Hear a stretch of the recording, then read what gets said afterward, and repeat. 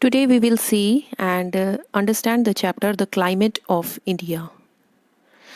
And this is class 4 chapter SST. So we'll go through it first and we will understand it in the Indian map. India is a vast country with different physical features like mountains, valleys, plateaus, plains, etc. तो India क्या है, बहुत बड़ी country है। हम देख सकते हैं जैसे कि मैप में कि इंडिया एक बहुत बड़ी वास्ट मतलब बहुत बड़ी कंट्री है और उसमें अलग अलग फिजिकल फीचर्स हैं। जैसे कि आप देखेंगे यहाँ पे माउंटेन्स हैं, वैलीज़ हैं, वैलीज़ दो माउंटेन के बीच के स्पेस को वैलीज़ बोलते हैं, प्लेट्यूज़ हैं एंड प्लेन्स हैं। प्लेन सरफेस है और बहुत फर्टाइल एरिया भी है। तो दीज लैंड फीचर्स ये एक बहुत इंपॉर्टेंट रोल प्ले करते हैं किस चीज़ में, इंडिया के पूरा जो टोटल ओवरऑल क्लाइमेट है उसको डिटरमाइन करने में। तो इंडिया का जो क्लाइमेट है वो इन फैक्टर्स पे डिपेंड करता है कि इसके इतने वास्ट फिजिकल फीचर्स हैं, जैसा कि हमने बताया माउंटेन्स, वैलीज, प्लेट्यूज, प्लेन्स।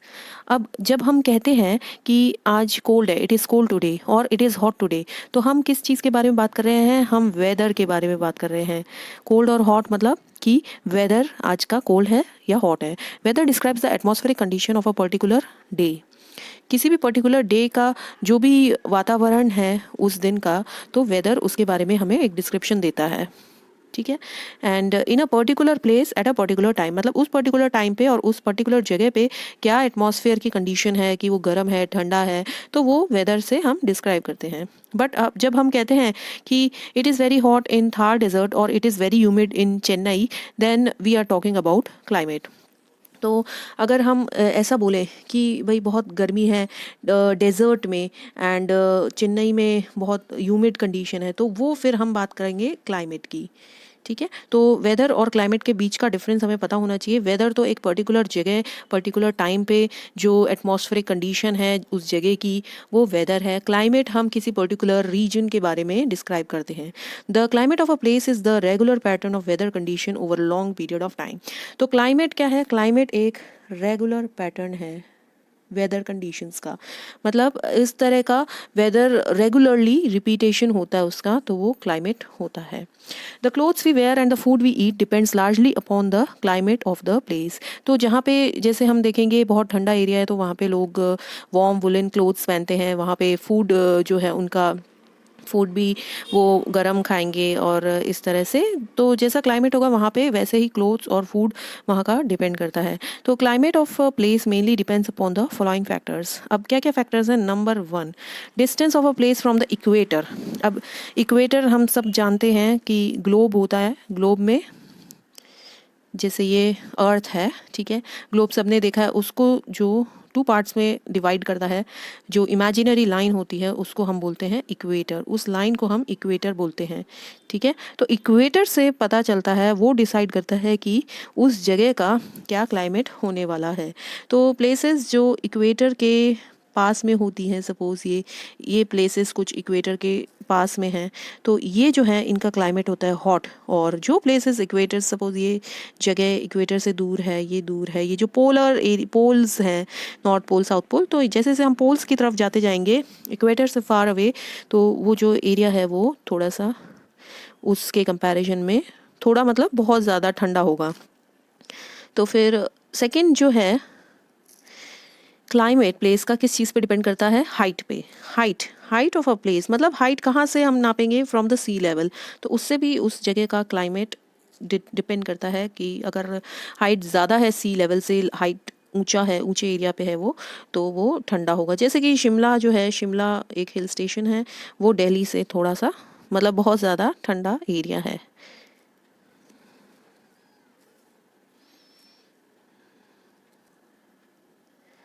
अब थर्ड फैक्टर जिस पे क्लाइमेट डिपेंड करता है वो है हमारा डिस्टेंस, कितना दूर पे है वो एरिया। तो जो कोस्टल प्लेन्स होते हैं वहाँ पे ना तो बहुत ठंड होती है ना बहुत गर्मी होती है, क्योंकि सी से जो विंड्स आती रहती हैं तो उस एरिया को वो ना बहुत ठंड बनाती है ना बहुत गर्म बनाती है। तो इंडिया में मेनली 3 सीजन्स होते हैं, समर, विंटर और मानसून। ये 3 सीजन्स मेनली होते हैं। कुछ एरियाज में स्प्रिंग और ऑटम सीजन भी देखने को मिल जाता है।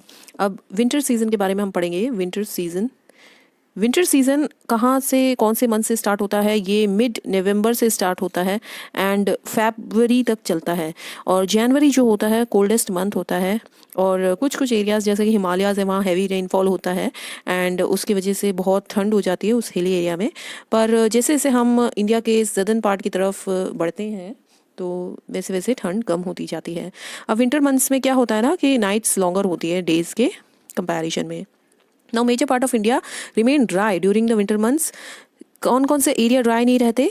ज़्यादातर ड्राई रहते Tamil Nadu, which gets heavy rainfall during this time. Tamil Nadu में बहुत हैवी रेनफॉल होती है विंटर्स में, ठीक है, इसलिए ये ह्यूमिड रहते हैं, बाकी सब एरिया ड्राई रहते हैं।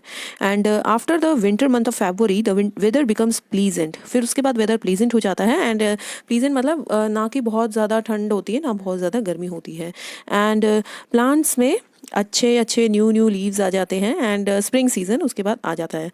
Then next is a summer season. Summer season कहाँ से कहाँ बिगिन होता है? It begins from the middle of March, March के मिड से एंड जून तक रहता है।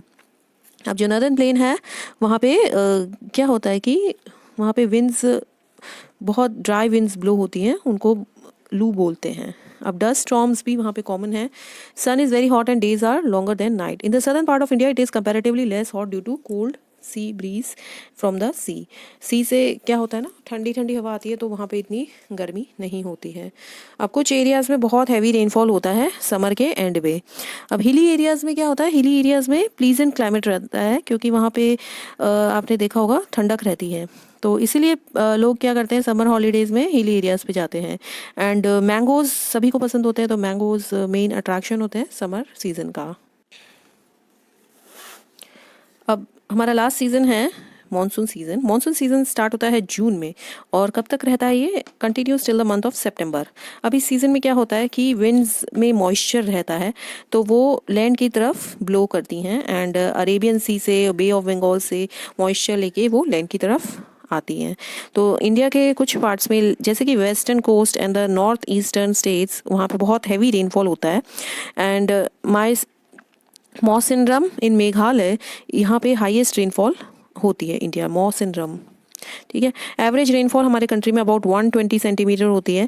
कुछ एरियाज जैसे कि राजस्थान गुजरात वहाँ पे स्कैंटी रेनफॉल होती है, लेस होती है, रेनफॉल कम गिरती है। एंड तमिलनाडु के कोस्ट में हमेशा जून से सितंबर तक ड्राई रहता है। एंड ये जो एरिया है Tamil Nadu, here they receive rain in months of November and January. वहाँ पे नवंबर और जनवरी में रेनफॉल होती है। अब after the monsoon the weather becomes cooler and pleasant and most of the trees shed their leaves. तो ऑटम कब आता है? मॉनसून सीजन के बाद में आता है, ठीक है। अब कुछ इंपॉर्टेंट पॉइंट्स हैं। India's climate varies from place to place due to its different land features. ये हमने देखा था, जैसे कि माउंटेन्स, वैलीज, प्लेट्यूज, प्लेन्स ये सब होते हैं, उसकी वजह से इंडिया का क्लाइमेट डिफर करता है, बहुत वेरिएशन है। Now there are 3 main seasons in India, winter, summer and monsoon. The winter season is from November to February. The summer season is from mid-March to June. The monsoon season is from July to September. तो ये कुछ important points हैं, ठीक है। तो आपको chapter समझ आ गया होगा। Okay, thank you.